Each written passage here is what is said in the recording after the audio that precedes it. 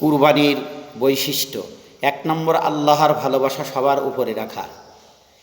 ১ নম্বর হচ্ছে আল্লাহর ভালোবাসা সবার উপরে রাখা, অর্থাৎ তাওহীদকে, আল্লাহর একত্ববাদকে, আল্লাহর উলুহিয়াতকে সবার উপরে রাখা, আল্লাহর আহাদাতের সঙ্গে, আল্লাহর একাত্মবাদের সঙ্গে কাউকে শরীক স্থাপন না করা।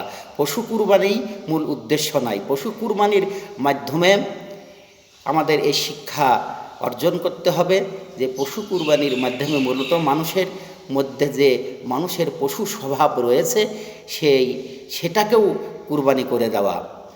৩ নম্বর, তাকওয়া অর্জন। ৩ নম্বর, তাকওয়া অর্জন।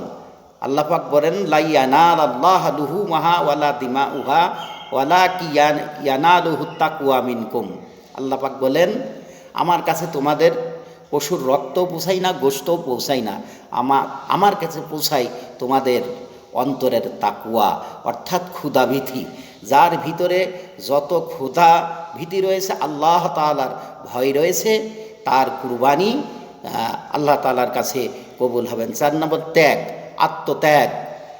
আত্মত্যাগ, কুরবানি করাটা একটা আত্মত্যাগ, আল্লাহর রাস্তায় আত্মত্যাগ করা। ৫ নম্বর, লক্ষ্য বা উদ্দেশ্য হচ্ছে আল্লাহর নৈকট্য লাভ। একমাত্র কুরবানি যে আমরা আল্লাহর রাস্তায় করি, আল্লাহর সন্তুষ্টির জন্য, আল্লাহর রেজাবন্দির জন্য করতে হবে। ৬ নম্বর, আল্লাহর শুকরিয়া আদায়। আল্লাহ রাব্বুল আলামিন শুকরিয়া আদায়, যে আল্লাহ পাক আমাদেরকে কুরবানি করার তৌফিক দিয়েছেন, তার শুকরিয়া আদায় করতে হবে। ৭ নম্বর, আল্লাহর মহত্ব ও বরত্বের ঘোষণা। তাকবীরের মাধ্যমে আল্লাহর বরত্বের ঘোষণা দিতে হবে।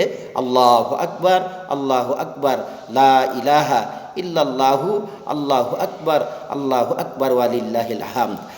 ৮ নম্বর বৈশিষ্ট্য, সেটা হচ্ছে আমলের ইখলাস, খালেস নিয়ত হতে হবে। নিয়তের ভিতর যদি কোনো রকম এদিক ওদিক হয়, গোশত খাওয়ার নিয়ত থাকে, আমরা একমাত্র এই কুরবানি যে আল্লাহর রাস্তায় করছি, এই কুরবানিটা মূলত আল্লাহ রাব্বুল আলামিন আমাদের জাতির পিতা ইব্রাহিম আলাইহিস সালামকে নির্দেশ দিয়েছিলেন তার সন্তানকে কুরবানি দেওয়ার জন্য। তিনি মিনা পাহাড়ের পাদদেশে তার সন্তানকে নিয়ে গেলেন এবং সেখানে কুরবানি দেওয়ার জন্য তাকে